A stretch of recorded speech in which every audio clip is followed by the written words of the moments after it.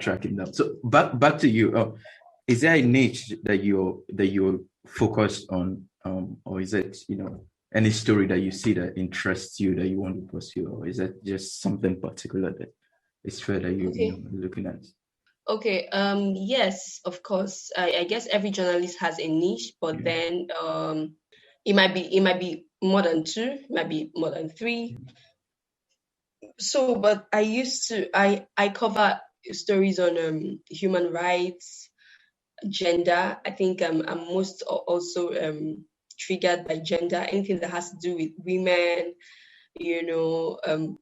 girls. I'm currently doing a story on maternal mortality. So all of those topics like environment. I used to have a program on radio on environment. What radio was that? Sparkling 92.3 FM in Calabar. Okay.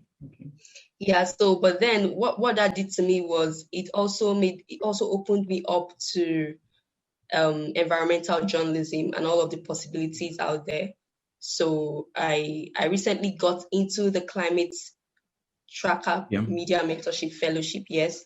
So it was all of those the exposure I had to environmental journalism that moved me to apply for that fellowship, and then I got in.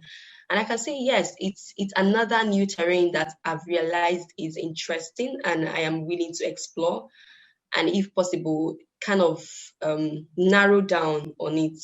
So climate change is, even though Africa contributes a little to global warming, we are most impacted by it. And there's a whole lot going on, even around the issues of climate finance, with all of the monies being, pumped into the global south to be able to probably take care of the impacts of climate change and where these monies are going to, because there's a whole lot.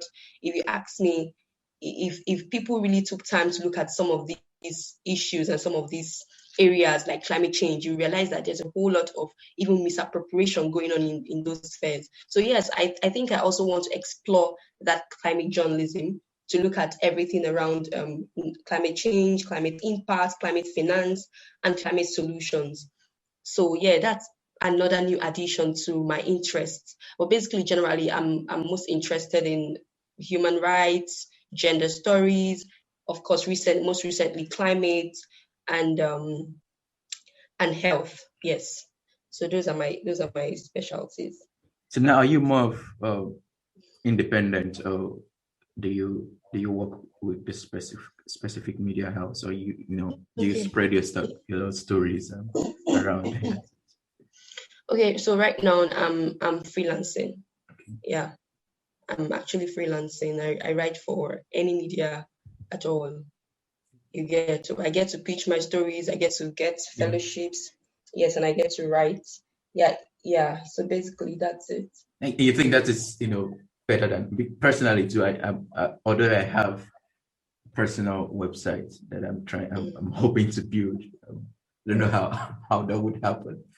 But it would happen eventually. Hopefully, but I'm also more into freelance and stuff. So do you think that it's better than just sticking to one particular media house? What are your thoughts about that? Okay, yeah, as much as possible, I would still want to go back into working for a particular media house. I guess there's something it does to you. It helps you build capacity in a particular area. It helps you become invaluable in a particular area, and you become efficient and an asset. You don't just dabble into anything. You get, but even as freelancers these days, freelancers are becoming more specific in their interests. Yeah. Sometimes you reach out to freelancers and they tell you there are some stories I personally wouldn't go for. Okay. You get, yeah. So I'm not one to do something like tech reporting, for example. Yeah. So there are some stories I wouldn't, even if I saw opportunities in them, I wouldn't say, oh, I want to go apply for this. So it has to be something that interests me before I can go for it. I've actually worked with a media house, yes, of which I still, the Sparkling FM I spoke about, I still have affiliations with them. I still go there. I still, do stuff with them. But then I'm not fully with them. It's still more like freelancing. Yeah. So but at the time when I was there, it was interesting to be in a newsroom, to have a newsroom where you go to, and then you people have editorial meetings. You get sent out on jobs, you get sent to events, you people work out a plan for the week and how you want to pursue your stories and all of that. So I find that interesting. Of course I do. But one thing I realized about freelancing is that freelancing helps you do more like special stories. You don't just do anyhow stories. You don't just wake up and start going for events. You go and sit at an event for hours, waiting to get, some story for your organization, and if possible, some sort of gratification of which they would expect from you to, or whatever engagement or whatever arrangements they have with the organization organizing it. So I feel like most times also I would want to move away from that public relations, because there's a thin line between public relations and journalism, and if you're not careful, you're gonna be doing public relations, instead of journalism. So most times, because it's a media house, so you get organizations wanting people to come cover their events, and of course you're going to have to report in the favor of whatever organization you're covering, even if they might not be doing the right thing.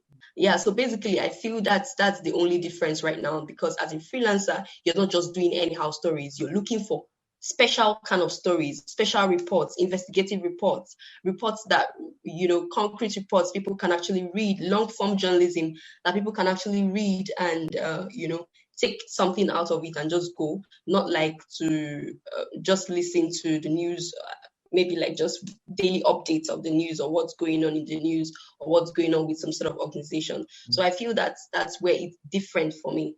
So I know that if I'm doing a story, I am doing a story and I'm taking my time to dish out a very good piece of story than to just wake up every day and find myself maybe doing tidbits or doing stories, jumping from here and there, gathering stories just to make up for the day. So yeah, I feel that's the difference for me. Yeah, I mean, that's why we were speaking before we really started. So I said that when I saw your story on Ripples Nigeria, or the tech stuff in Cross River, I was quite grateful, because how you were able to bring the experiences of different people. Because before I came to where I am now, I worked for about 2 years in Lagos, and it didn't happen to our office a lot. But once in a while, some of these guys, our streets, sort of opposite the local government, the local government office. And at times, some of the guys there, they come from the local government and they come asking for tax. I mean, this is an office. It was an estate office. It's not just a roadside, office. It's a real office, that has about 4 or 5 other branches around the country. But yet, these guys were, pestering us with tax and all that. And our boss was paying his tax, and his tax wasn't to be paid to the local government. Yet, these guys were, making these demands. Yeah. Now, if you look at our experience and compare it to likes of the tricycle guy that you did mention in your reports, you wonder, about those across the country who are experiencing this. So why did you really, pick up this story? Why did you do this? Okay, so first of all, you just talked about Lagos, and I can say Lagos is a very large economic hub, and I can even say people are making money in Lagos. So even though, multiple taxation is not good, but even if they are taxed to the bones, they can still see 1 naira to give to the tax collector. So, but it's different for people in other parts of the country, just like the state where I'm residing right now, Cross River State. Cross River State is not necessarily a business environment like that. Yeah. So people are trying to live by the day. People barely, make it through the day, because more like a hand-to-mouth kind of a thing. Do you understand? Yes. So, and at the end of the day, you find them going home maybe with 500 naira. And then out of that 500 naira, which is their profit, you come and you take one naira from them, maybe like 5 times a day. And you ask me how a man with family can feed his family with the amount he's left with to go home with. Do you understand? Yeah. So what happened during that period was, it was during the COVID-19 period. It was tough on everybody. Students weren't going to school. People weren't going out as much. So this street cyclists rather, we call them keke na peps. We can just go with keke. Everyone will understand. So we call them keke na pep here in Nigeria. So really, it was something else. It was something else for them at the time. It was affecting them. It was affecting their businesses. And it felt as though that was the time when the tax collectors themselves also needed money. So they came out and they were, clamping down on these guys and asking for money. So I guess the state governor, Senator Ben Ayade, was also moved by all of what was going on at the time. Was it part of what led him to cry in one of the videos? Sorry. Sorry. One thing I can tell you is, I'm going to say it. I'm going to put it out there that Cross River State Governor is a dramatic governor. He's not the only one of them. He is quite dramatic. I think we are actually having fun in the state. Sometimes he wakes up and he says our budget is a budget of Olympotic meristemasis, and everybody's laughing. So I feel he's just a funny person. So yes, and so when I saw the video, actually, the video was already in circulation, and then my friend Patrick, it was Patrick Egwu, he reached out and sent me the video, and then we went through it together, and he said, what could we do about this? He would want us to do something about this. Already, I had been reporting on the tax, the multiple taxation during the COVID period on these motorcyclists and keke na peps and even the taxi drivers for the radio. So normally, you know how radio is transient, so radio just carries it once and that's it.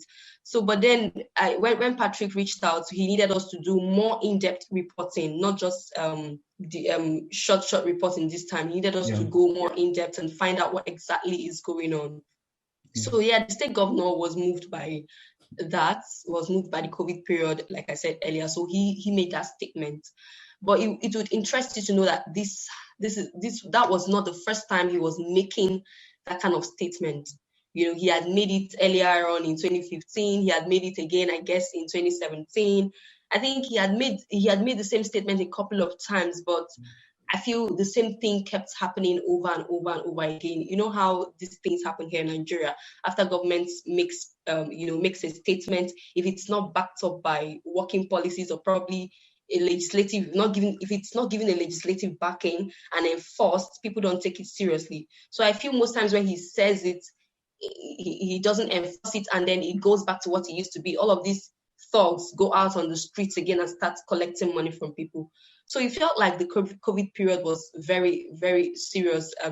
It was seriously affecting these small business owners at the time. So he came out to make that statement, and then I started following up on it to find out, okay, what's going on? What exactly is going on? Why are they still collecting money from these people, even after they had said they should stop collecting money from these people? People are suffering. People are trying to make it through their day in these COVID times, and then you still go ahead and still keep collecting money from them. So I was there out on the streets speaking with them, and I realized that it gets to the stage where these people even try to, beat them up, take their keke na peps from them, and find them. When they go to their offices, they find them as much as 20,000 naira. Wait, sorry. The thugs have offices and what? Okay, some of them are actually government. Oh my. Yes. Do you understand? I mean, so government thugs or what? Or government workers? Some of them have offices. Some of them are under government. Some of them that collect these taxes are under government, and then some of them. Sorry, is it the state or the local government? Some are local governments. Okay. Most of them would be local governments. Most often local governments, and then sometimes individuals. Because what I got to find out was sometimes you can come to a locality and they tell you, it's that man that is in charge. They'll call some sort of name. I remember during the course of my reporting, there was a particular man they called his name and said he is the one that is reigning